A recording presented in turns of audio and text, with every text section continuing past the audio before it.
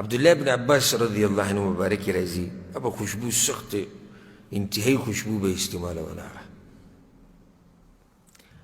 نو کله چې به هغه په یو لار باندې تیر شو او څوک به په لار راغی نو د هغه به دا مطلب و چې دلته چې ته د خوشبوی لوښی د چا نه مات شوی ده ولیدلی دومره مزېدار بیم به دا غلط و چې دلته چې ته د خوشبوی لوښی مات شوی دی او ټول دلته اورېدلي توی شوي دي مزه کوي خصوصا علما او د دین طالبان او دینداره خلک او چې ته د چا سره میلاویږي یو سړي سره غاړه میلاوي یو سړي سره لاس میلاوي چې خوشبو د نه ځي دې باندې به دروند ښکاري دې باندې به ښه ښکاري بعض وي تکبر والعیاذ بالله ولې پیغمبر کې تکبر ولې صحابه کرامو کې تکبر دا خو ځان صفا ساتل او بیا ښځه به د نه هم خوشحاله په دې ګوره سړی ښځې ته هم دروند ښکاري چې دی ورننوځي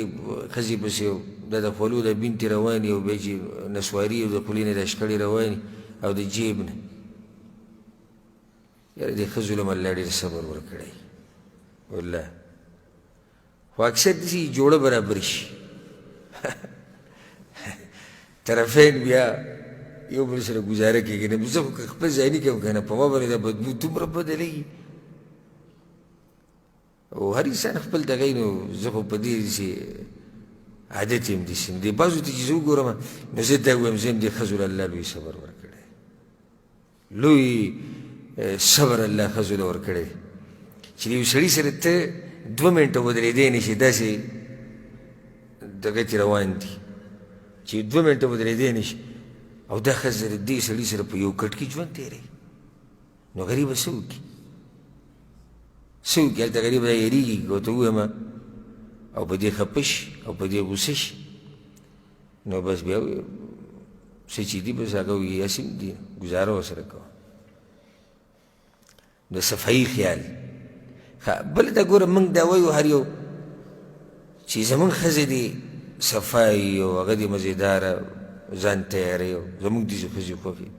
او دې ته سوچ نه کوو چې د ښځو هم داسې سړي خوښې چې هغه صفا سوترهیي او ځان ساتي لکه عبدالله بن عباس مبارک دا هم راځي چې هغه به کله درس ختم کو کور ته به ننوتو نو د دې کور په خوا کې به په لاس کې لږې اوبه واچولې د هغه وخت کې خلکو غټ ویښته پرېښودو د هغه وخت عادت و نو دا خپلې سڼې به یې پې داسې مزداري برابر کړي به دا ګیره کې به یې چې لاسونه وو پټکۍ به یې سیده راسیده کړو درس نه بعد